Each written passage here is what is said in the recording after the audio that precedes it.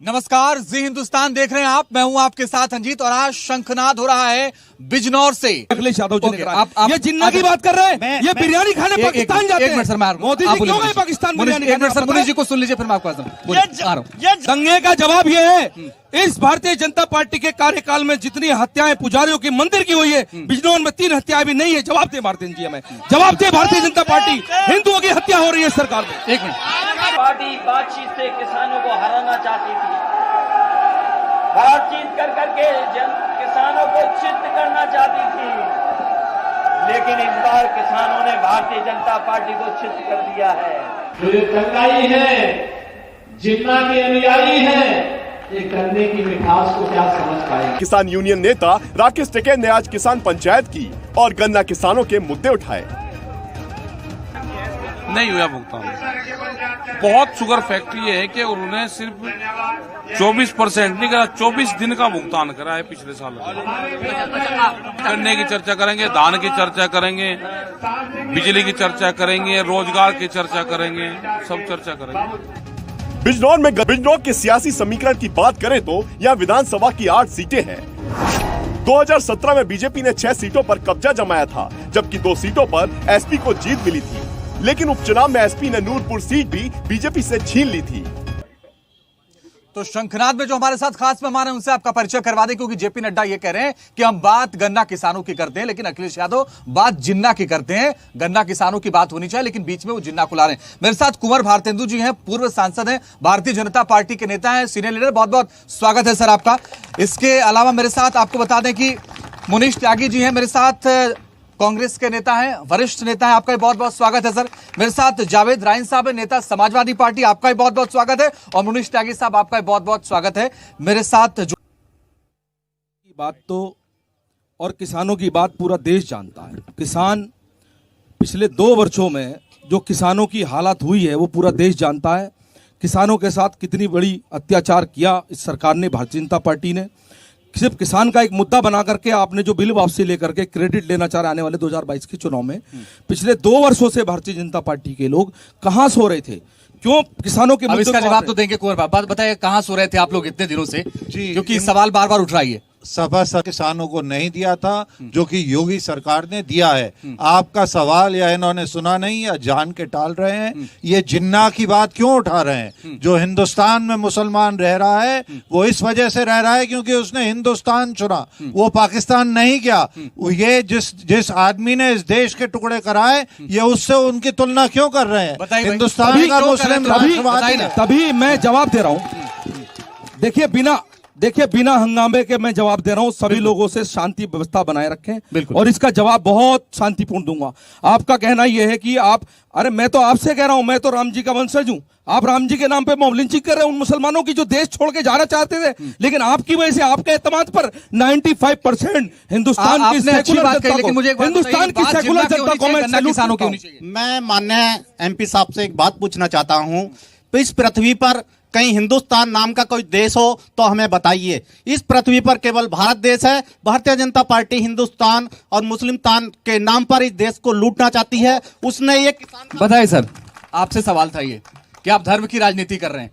मोदी सरकार और योगी सरकार ने पक्की छत दी है, पक्के मकान बने हैं। आप गरीबों से जाके पूछिए, बिना किसी भेदभाव के अगर गरीब की सहायता हो रही है तो वो भाजपा की। एक सवाल सर आपसे पूछ रहा हूँ, आपने किसानों की बात की, ये जिला तो 90% किसानों का है ना, कृषि से जो लोग जुड़े हुए।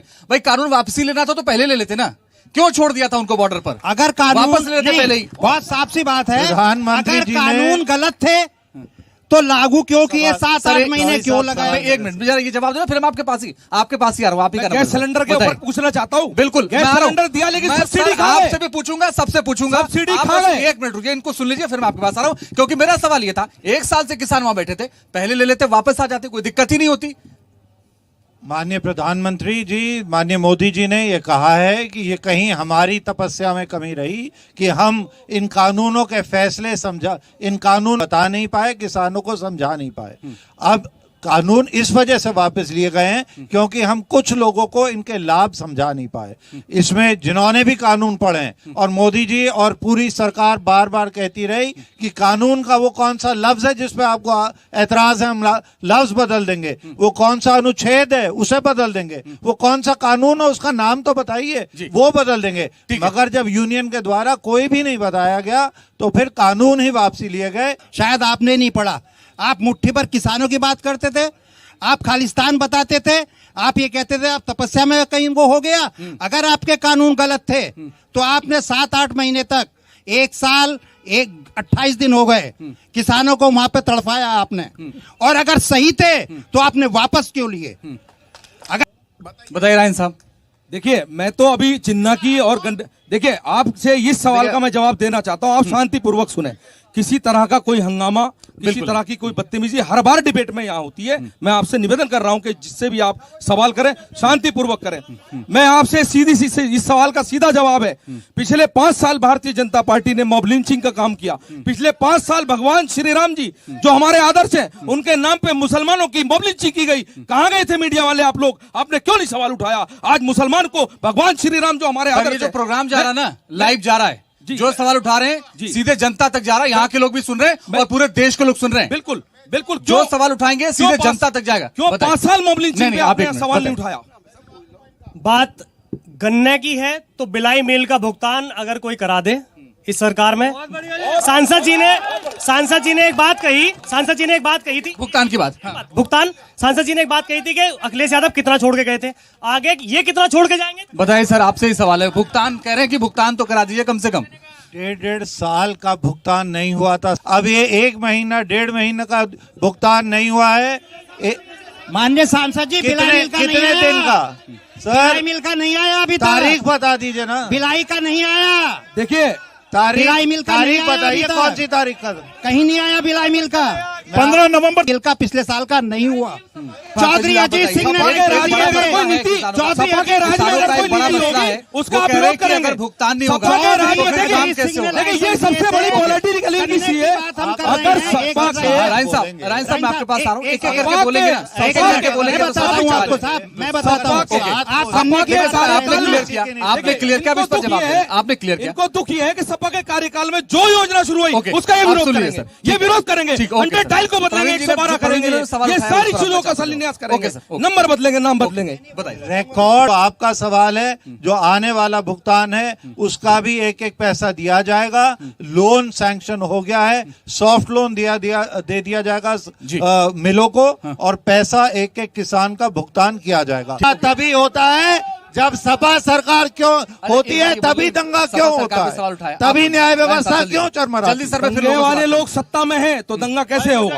जब दंगे वाले लोग सत्ता में हैं, पहली बात। दूसरी बात मेरी ये है, शिलान्यास का शिलान्यास, आपने जितनी योजनाएं, मैं कहता हूँ उत्तर प्रदेश की, देखिए हिंदुस्तान की आजादी से, जब से हिंदुस्तान आजाद हुआ है, हिंदुस्तान की आजादी से माननीय मुख्यमंत्री 2012 से 17 तक अखिलेश यादव जी रहे, इतना विकास आज तक पूरे हिंदुस्तान में किसी ने आजादी के बाद कराया जितना अखिलेश यादव जी ने कराया। ये जिन्ना की बात कर रहे हैं, ये बिरयानी खाने पाकिस्तान जाते हैं। मोदी जी क्यों गए पाकिस्तान बिरयानी खाने? मुनीष जी को सुन लीजिए, फिर मैं आपको ये विकास की बात करते हैं।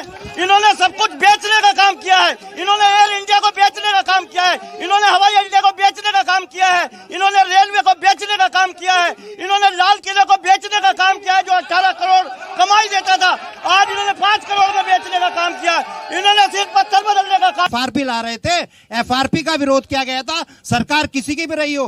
राष्ट्रीय लोकदल ने कभी भी किसानों के हित के साथ कभी समझौता नहीं किया, काम किया है। देखिए, सबसे ज्यादा समाजवादी सरकार में अगर बिजली के मुद्दे पे अगर कोई काम उठा के देखेंगे आप धरातल पे सबसे ज्यादा। अब मैं आता हूँ, बताइए।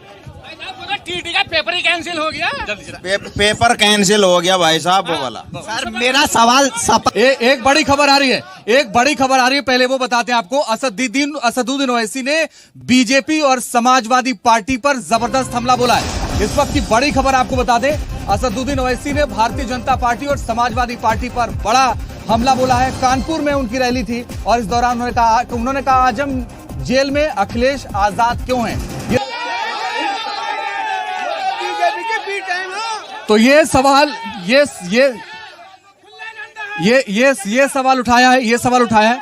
मैं मुनीष जी किसी के 9 पैसे, किसी के 45 पैसे, किसी के 50 पैसे, इन्होंने किसानों की इज्जत नीलाम करने का काम इन्होंने किया। जो बात असदुद्दीन ओवैसी कह रहे हैं, क्या वो सही कह रहे हैं? क्या देखिए, ओवैसी साहब इनडायरेक्टली बीजेपी के एजेंट हैं, इसमें कोई शंका नहीं। एजेंट कैसे? बीजेपी के इनडायरेक्टली, जैसे बंगाल में था, बिहार उन्होंने, जैसे बंगाल में कैंडिडेट बिहार उन्होंने हरा दिया, जैसे बंगाल में था, नहीं बिहार उन्होंने, सर वो ये कहते हैं, सर वो ये कहते हैं, बंगाल में कैंडिडेट खड़ा कर जवाब चाहते थे, मेरे सवाल का आप जवाब उसकी ममता जी की सरकार में आए। अध्यक्ष जी देखिए, ओवैसी जी का सीधा एजेंडा है, जहां पे जाएंगे वहां 5% मुसलमानों को बरगला के, जो 95% मुसलमानों को और 95% हिंदुओं को हिंदुस्तान का सेकुलर नहीं होता, तो मुसलमान की ये 30% आबादी देश से बाहर हो गई होती। ओके, ये मैं सैल्यूट करता हूं 95% हिंदू भाइयों को। देखिए, पूरा सवाल आप सुनते नहीं है, ये बहुत कमजोरी है। उत्तर प्रदेश में 110 सीटें, पूरा सवाल सुनते हैं, क्या योजना आपके पास, बताइए। जैसे जितने भी उद्योग लगे थे, आप देख रहे हैं पूरी न्याय कानून व्यवस्था चरमरा गई थी। हमारे बच्चे जब पानी देने जाते थे खेत पे तो उनके अपहरण हो जाते थे। जटनी वाला का, ब्रिजेंदर का अपहरण हो गया, वो रात को अपने खेत पे पानी देने गया था 2016 में, और 2 दिन बाद उसकी लाश मिली। हमारे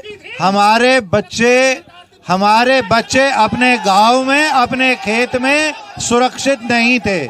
तो ऐसे समय में बाहर से कौन आएगा सेठ यहाँ पे फैक्ट्री लगाने? सड़कें सब, एक मिनट, कानून व्यवस्था प्रदेश का विषय है। दंगे का जवाब ये है, इस भारतीय जनता पार्टी के कार्यकाल में जितनी हत्याएं पुजारियों की मंदिर की हुई है, बिजनौर में 3 हत्याएं भी नहीं है। जवाब दे भारतीय जी, हमें जवाब दे। भारतीय जनता पार्टी, हिंदुओं की हत्या हो रही है सरकार में। एक मिनट का विषय है, इस वजह से कानून व्यवस्था चरमरा गई थी। सड़कों में यहाँ पर नहीं आएगा। साहब आप बताइए राइन साहब, पश्चिमी उत्तर प्रदेश में कानून व्यवस्था एक बड़ा मुद्दा था और दंगे हुए थे 2013 में। दंगे 2013 में और आपकी सरकार में हुए थे। मैं इसका जवाब आपको बहुत शांति प्रिय, एक दंगे का जवाब ये है, इस भारतीय जनता पार्टी के कार्यकाल में जितनी हत्याएं पुजारियों की मंदिर की हुई है, बिजनौर में 3 हत्याएं भी नहीं है। जवाब दे भारतीय जी, हमें जवाब दे। भारतीय जनता पार्टी, हिंदुओं की हत्या हो रही है सरकार में। एक मिनट भाई, अरे ये बताइए भाई, आप बीजेपी की सरकार है, देखो, अरे भैया बात सुनो, हाँ बीजेपी की सरकार है, आप महात्माओं के हत्यारों, मंदिर में पुजारियों की हत्यारों अब क्यों हो रही है? सुनो बात सुनो। और जब ये बीजेपी सरकार सारे उपक्रम बेच देगी, सारे LIC बेच देगी, एयर इंडिया बेच देगी, तो इनको युवाओं को रोजगार कहाँ से मिलेगा? मैं पूछता हूँ, मैं भारतीय जनता पार्टी के माननीय MP साहब और सही जानकारी प्राप्त करना चाहता हूं। इससे पहले जो राशन की दुकानें हैं, ये मोदी जी ने खोली हैं, इससे पहले सरकारों ने खोली हैं। और मोदी जी यूं कहते हैं कि देश में इससे पहले कुछ नहीं हुआ। जब कुछ नहीं हुआ तो मोदी जी कहां से बेच रहे हैं? सर मैं कहना चाहूंगा, ये जो बार बार किसानों का मुद्दा उठ रहा है, किसान भाइयों की 700 लोगों की हत्या जो हुई है, उसका पाई का हिसाब ही नहीं देना। सर करप्शन के बारे में पूछना है। और सर उसके अलावा सर वर्ल्ड इनइक्वालिटी रिपोर्ट आई है सर अभी। सर उसमें इंडिया की पोजीशन जो है सर वो लॉस्ट कर दिया इंडिया ने, और भी नीचे पहुंच गया है सर। उसके बारे में महत्वपूर्ण सवाल उठाया आपने। हाँ बताइए। एक सेकंड सर। अभिभावक संघ चलाता हूं बिजनौर में, और मैं एक शब्द अपने माननीय पूर्व सांसद जी से पूछना चाहता हूं। अभिभावक, जब कोरोना चला तो आपको पता है हालत क्या हुई इस लोगों की। प्राइवेट स्कूल से लेकर किसी की फीस अगर माफ करवाई हो इनकी सरकार ने, कहा हो कि भाई इनके बच्चों की फीस कम कर दो, उन्होंने कैसे फीस जमा करी? आप इनसे पूछ लीजिए। ओके तुम्हारे में तो कोई मेरा सवाल पूर्व सांसद जी से है कि जब वहाँ गाजीपुर बॉर्डर पर, टिकरी बॉर्डर पे आतंकवादी और खालिस्तानी बैठे थे, तो ये राष्ट्रवादी सरकार क्यों झुकी उनके सामने? ये सवाल वहाँ भी उठाया गया था। ये सवाल वहाँ उठाया गया। मैं एक बार जवाब ले लेता हूँ। तो मुझे बताइए, कल ये सवाल वहाँ भी उठा था कि नारियल तोड़ने से सड़क टूट गई। ये कौन सी क्वालिटी थी सर? ये कौन सी क्वालिटी सड़क की? ये काम मैं स्पष्ट कर दूं, क्योंकि मैं विधायक रहा हूं, सांसद रहा हूं, मंत्री रहा हूं। सरकार पैसा भेजती है आपके जिले की विभाग को। सड़क जब बनती है तो बजट पता करके विधायक को खुद जाके देखना चाहिए था कि मानक के अनुसार बन रही है या नहीं बन रही है। वो इंतजार क्यों कर रहे थे सिर्फ उद्घाटन करने का? ये उनका काम है, आपका ये उनका काम है। आपका विधायक गलत है। आप मुझे एक बात बताइए थोड़ा सा, बोले दो सांसद इनके हाथ पर आपके नेता बोल रहे हैं, कोई बात, अभी मैं आ जाऊंगा, अभी मैं आ जाऊंगा, मुझे 2 मिनट तो मैं आ जाऊंगा, 2 मिनट आप बोलिए, 2 मिनट। शांति प्रिय लोग नहीं है, इस बात का उदाहरण आपके सामने, पहली बात। दूसरी बात, जब भी विकास की बात आती है, मेरे मित्र खड़े हैं, मेरे बड़े भाई खड़े हैं बराबर में भारतीय जनता पार्टी के, जब भी विकास की बात आती है ये लोग हंगामे पे उतर जाते हैं। विकास अगर किसी ने किया है और विकास पुरुष को ये तो अखिलेश यादव जी है। आप इतिहास उठा के देख ले। मुझे एक बात आपको एक मैं माफी चाहते हुए, देखिए जहां तक सवाल बेटियों का है, आप आरक्षण की बात अभी कर रहे थे, मैंने आपकी बात बड़े ध्यान से सुनी। मैं उस बात पे आपको, बेटी को जला दिया जाता है, बेटी को जला दिया जाता है उसकी, जबकि उसका अंतिम संस्कार रात में उसको नहीं कर सकते, में बेटी को जला दिया गया। आप देखिए, आप बेटी बचाने की बात करते हैं, आप बेटी पढ़ाने की बात करते हैं, बेटियों के साथ बलात्कार किए जा रहे हैं। इस सरकार में सबसे ज्यादा आंकड़ा बलात्कार का, दलितों पे सबसे ज्यादा। रायन साहब मुझे एक बात बताइए, आपने बिल्कुल बात सही कही, हाथरस में ये कांड हुआ था। मैं आपसे एक बात जानना चाहता हूं, लेकिन सर आप कानून व्यवस्था की बात करते हैं, बहुत सारे जिलों में पश्चिमी उत्तर प्रदेश। रायन साहब आपसे सवाल पूछा गया था, देखिए मैं इसका जवाब देता हूँ, मैं सुन रहा था पूरा सवाल। देखिए ये शांति पूर्वक ये बात नहीं सुन पाएंगे आप इस डिबेट में। जब ये फंसते नजर आते हैं, सुनिए, देखिए बोलिए, जब ये इस डिबेट में फंसते नजर आते हैं तो इनका सीधा मुद्दा होता है, या तो योगी जी मोदी जी का नारा मारे या भगवान श्री राम जी। आप बोलिए, मैं इस बात का सवाल का जवाब जब दूंगा जब ये लोग शांत हो जाएंगे। पहले मेरी बात दिया, मैं आपको बता देता हूं, जितने बलात्कार के मुकदमों में सहयोग महिलाओं को और जितनी धनराशि मुआवजे की महिलाओं को दी गई, आप देखो सरकार समाजवादी की 2012 से 2017 तक आंकड़े लेकर के आया करो आप माननीय जी। मैं आपसे निवेदन कर रहा हूं, मेरे पास आंकड़े मौजूद है, मैं आपको बताना चाहता हूं, आपके आंकड़े तो ये है, लेकिन सरकार ये दावा कर रही है, चला देते हैं, सरकार ये दावा कर रही है। Record bureau, national crime record bureau ये कहता है कि आपकी सरकार में अपराध के आंकड़े ज्यादा थे, इस सरकार में कम है। भारतीय जनता पार्टी के 2 कार्यकाल हो गए, अगर इतना भी नहीं कर पाएगी तो डूब के मर जाए। ओके, शर्म से डूब के मर जाए। अब आप बताइए, वो कह रहे हैं भारतीय जनता पार्टी का 2 कार्यकाल नहीं, एक ही कार्यकाल है। 2 कार्यकाल है, माननीय प्रधानमंत्री जी। सर मैं यूपी की बात कर रहा हूँ, मैं सेंटर की बात कर रहा हूँ, जहाँ बात कर रहा हूँ सर, जहाँ से व्यवस्था 2017 से 22 की बात, कोई जवाब नहीं की बात है। तो 2017 वाकई केवल कागजों पर अपराध कम दिखते हैं पश्चिमी उत्तर प्रदेश में, हमारे बजट को रोक दिया गया हुए हैं। और जैसे आपने अभी कहा, ये राष्ट्रीय आंकड़े आप ही कोट कर रहे हैं, तो ये जरा अपने जो लोग खड़े हैं, आपके नेता खड़े हैं, उन पे थोड़ा विश्वास रखिए, आपस में जरा शांति से वाद विवाद करने दीजिए। मैं भी ये कह रहा हूँ आपका माननीय जी कि शांति बनाए रखें। ये चर्चा का माहौल है, यहाँ चर्चा देश के लिए हो रही है। सवाल नहीं लिया तो कहेंगे नाइंसाफी हो गई, नोएडा से आए थे बिना सवाल पूछे चले गए। उन्होंने कहा कि कोरोना काल में आपने कोई कोशिश नहीं की कि कम से कम किसी स्कूल की फीस माफ हो जाए, क्योंकि कोरोना काल में बच्चे पढ़े नहीं, उनको पैसा देना पड़ा, और इसको लेकर के कह रहे हैं कि कोई योजना नहीं आपके पास। आप प्रवासियों के ऊपर बात करें, जो लोग आप सुन लीजिए मेरे साथ, बाकी लोग बताओ भाई। बेरोजगारी बहुत बढ़ रही है सर, उससे परेशान है, वो समाधान करवाओ। पेपर 3 साल से रेलवे का पेपर अब जाके होगा, 3 साल से उम्र भी बढ़ रही है हमारी, तो उसका क्या करें। बीजेपी वाले क्या करते हैं, ये जो सत्ता में है, जिसकी सरकार है, उससे कोई सवाल नहीं करते, जो सत्ता में नहीं है उनसे सारे सवाल जो उनसे मालूम करते हैं। दूसरी चीज, बहुत बढ़िया, हमें युवाओं को चाहिए रोजगार, सबसे ज्यादा बेरोजगारी इस सरकार में है, कोई भी पेपर क्लियर नहीं हो पा रहा, और सबसे ज्यादा भ्रष्टाचार इस सरकार में। रेलवे का एग्जाम दिया है मैंने 2019 एनटीपीसी, एक मिनट, एनटीपीसी का, ना तो कोई रोजगार पे बात कर रहा, ना तो कोई महंगाई पे बात कर रहा। हमें चाहिए रोजगार, हमें धर्म की राजनीति नहीं चाहिए। मुझे एक मिनट, मुझे एक बात बताइए रायन साहब, मुझे एक बात बताइए, रोजगार बड़ी समस्या है पश्चिमी उत्तर प्रदेश में।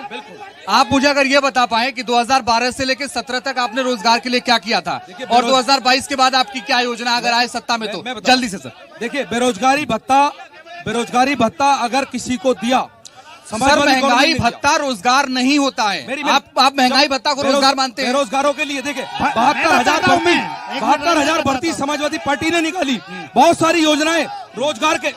देखिए मेरी बात, रोजगार में 72,000 भर्ती समाजवादी पार्टी ने निकाली, 2 मिनट दीजिए। उस भर्ती में भर्ती किया बिना घोटाले के, उनमें जिन्होंने मेहनत की थी उन लोगों का सिलेक्शन हुआ।